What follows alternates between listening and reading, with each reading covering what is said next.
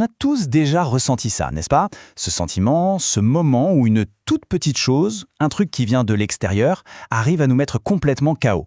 Ça peut être une simple remarque, un petit contretemps, et hop, tout notre équilibre de la journée, il est menacé. Et la vraie question derrière tout ça, c'est pourquoi? Pourquoi est-ce qu'on donne autant de pouvoir à des choses qui au fond nous échappent complètement? Eh bien, pour trouver une réponse, on va se tourner vers un texte absolument fondamental, les Entretiens d'Épictète. Il faut vraiment voir ce livre non pas comme un vieux traité de philosophie poussiéreux, mais plutôt comme le manuel d'un psychologue incroyablement lucide. Épictète, c'était un maître dans l'art de comprendre le fonctionnement humain. Et ces leçons, même si elles ont 2000 ans, eh bien elles sont d'une pertinence assez bluffante aujourd'hui. Alors, comment on fait pour construire cette fameuse paix intérieure? Épictète nous a laissé une sorte de plan de route. Aujourd'hui, on va suivre ce plan en 5 grandes étapes, 5 leçons clés pour se fabriquer sa propre boîte à outils stoïcienne. On va voir ce qui nous appartient vraiment, comment connaître notre propre valeur, comment s'entraîner pour la vie, comment gérer les autres, et enfin, l'art de l'attention. C'est parti. Allez, on commence. Première partie, ce qui nous appartient vraiment. C'est le fondement de la liberté intérieure. Et là, on touche vraiment au cœur du réacteur, à la clé de voûte de toute la pensée stoïcienne. C'est l'idée qui, une fois qu'on l'a vraiment saisie, débloque tout le reste. Et voilà, la distinction qui change absolument tout. D'un côté, ce sur quoi on a un contrôle total, nos jugements, nos désirs, nos actions. De l'autre, tout le reste, notre corps, notre réputation, ce que font les autres, nos possessions. Épictète est formel, quasiment toute notre souffrance vient du fait qu'on mélange ces deux colonnes. On passe notre temps à essayer de calmer les vagues, la colonne de droite, alors que notre seul vrai pouvoir, c'est de tenir la barre de notre propre bateau, la colonne de gauche. Deuxième partie, se vendre, connaître son prix. Une réflexion sur l'intégrité personnelle. Ok, donc cette distinction est faite. Mais maintenant, la question c'est comment on applique ça concrètement? Surtout quand c'est notre dignité, notre intégrité personnelle qui est mise à l'épreuve. Et la réponse d'Épictète est assez percutante. Il nous dit qu'au fond, on est la seule personne à savoir combien on s'estime et à quel prix on est prêt à se vendre. C'est fascinant parce qu'il ne parle pas de l'intégrité comme d'un concept un peu flou. Non, pour lui, c'est une transaction. Il nous demande « quel est ton prix ?» Chacun de nous fixe sa propre valeur et le vrai danger, c'est de se brader pour obtenir quelque chose qui est dans la colonne de droite. L'histoire du sénateur Priscus Helvidius, c'est l'illustration parfaite de cette idée. Imaginez la scène. L'empereur Vespasien lui ordonne de ne pas aller au Sénat. Priscus répond « Tant que je suis sénateur, mon devoir est d'y aller ». L'empereur le menace « Si tu y vas et que tu parles, je te fais tuer ». Et là, la réponse de Priscus est juste magistrale. « Tu feras ton travail, je ferai le mien. Ton rôle est de tuer, le mien est de mourir sans trembler. » Il a parfaitement compris. Son devoir, ça dépendait de lui. La décision de l'empereur, pas du tout. Il a refusé de se vendre. Épictète utilise une très belle image pour ça. Il dit « Moi, je veux être le morceau de pourpre ». Vous savez, ce petit fil brillant qui donne toute sa beauté et son éclat à un vêtement. Priscus, il ne voulait pas juste être un fil de plus, fondu dans la masse. Il voulait être ce fil de pourpre qui, par son courage et son intégrité, donne de la valeur à tout le reste. Bon, troisième partie. S'entraîner pour la reine de la vie, pour bâtir des habitudes résilientes.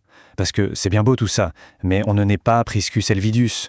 Ce genre de force de caractère, ça ne tombe pas du ciel. Épictète insiste là-dessus. C'est un muscle. Et un muscle, ça se travaille, ça s'entraîne tous les jours. C'est aussi simple que ça. On devient ce que l'on fait. Chaque habitude, chaque compétence se renforce par des actions répétées. La vie, pour les stoïciens, c'est une salle de sport pour l'âme. Et chaque journée est une nouvelle séance d'entraînement. Et il ne nous laisse pas sans instruction, bien au contraire. Il nous donne un véritable programme d'entraînement. Pour ne plus être en colère, arrêtez de nourrir cette habitude. Mieux, comptez les jours où vous n'avez pas cédé. Une tentation? Abstenez-vous, juste pour affaiblir l'envie. Une impulsion est trop forte? Au début, fuyez-la. Et quand on résiste, il faut se féliciter, se dire qu'on a remporté une victoire. Ce ne sont pas des grandes théories, ce sont des petites actions concrètes qui, jour après jour, bâtissent notre muscle moral. Et puis il y a cette image, très parlante. Il dit « une cruche et une pierre ne peuvent pas aller ensemble ». Ça veut dire quoi? Ça veut dire qu'il faut être lucide sur ses forces. Parfois, face à une tentation trop grande, la meilleure stratégie, c'est la fuite. Ce n'est pas de la lâcheté, c'est l'intelligence. On ne débute pas la muscu en essayant de soulever 200 kilos. Quatrième partie, vivre avec les autres. Comment maintenir son sang-froid? Car oui, le terrain d'entraînement ultime, le niveau boss de fin, ce sont nos interactions avec les autres. C'est là que ça se corse vraiment. Et pour ça, il a une autre analogie très forte, celle du charbon. Prenez un charbon éteint et mettez-le à côté d'un charbon ardent. Que va-t-il se passer? Soit il va éteindre le charbon ardent, soit il va s'enflammer à son contact. C'est inévitable. Et c'est pareil avec les gens. L'avertissement est clair. Il faut faire très attention à qui on fréquente, parce que l'état d'esprit des autres déteint forcément sur nous. Maintenant, pour les gens vraiment compliqués, il propose une technique de recadrage mental assez radicale.